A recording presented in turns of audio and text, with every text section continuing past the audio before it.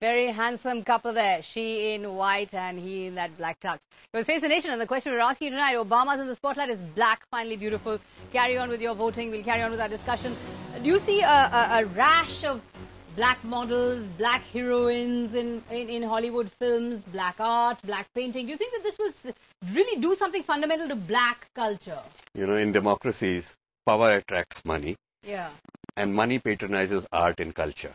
So I am sure whatever the white American intelligentsia might be claiming, but I am sure within 6 months you will see a rash of black models, a rash of black painters, a rash of black poets making it to the headlines in America. Because black performers were always performers. You know, they were music hall and jazz and hip hop. They were not really the piano playing, classical practitioners. The jazz tradition is such a strong tradition that I suspect that any talented black musician veered towards becoming a jazz musician or a hip hop. Not a concert pianist, unfortunately. But I'm sure it is not a fact that there are no concert pianists or concert violinists who are black. It's only that we have not heard of them in India, at least. Right.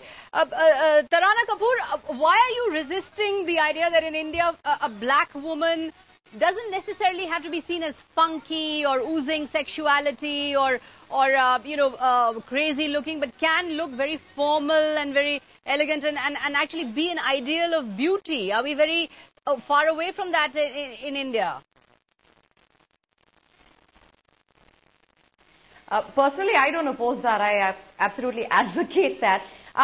But I think when I speak, I'm not really speaking for Mumbai or South Mumbai or the elite. I'm trying to speak for the rest of the country. And I don't know why, but yes, the fair skin is still preferred over the dark skin. But interestingly, here we've got brown-skinned people as our politicians, as our leaders. We can accept them as our leaders. But when we want style and when we want beauty and when we want fashion, we're going to turn towards Bollywood. The heroines, the fairer they look, the nicer. In fact, the Bollywood heroines are all overwhelmingly fair. You can't tell if a heroine is actually dark.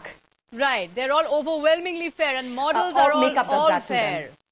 Right, we only know that Deepika Padukone is dusky because we read she's dusky. Because just as this concept of fair being beautiful came from the West, once the West changes its attitude, I'm sure Bollywood will also.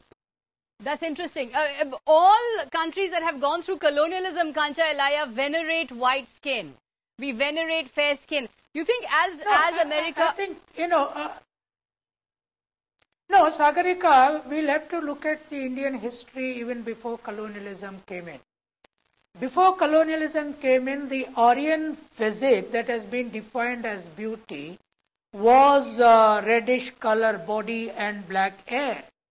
So that became the standard norm much before the colonialism started.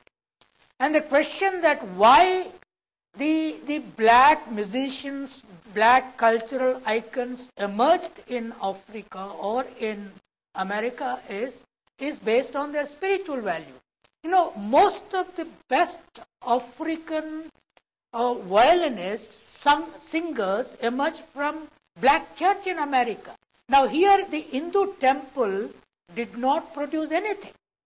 So the temple became a hurdle in the process of transformation. So Hinduism and culture essentially transcends, I will agree there. Emerges out of religion. The caste system was definitely a factor here because, in fact, the word for caste in Sanskrit is varna. But has art done enough? Has Indian art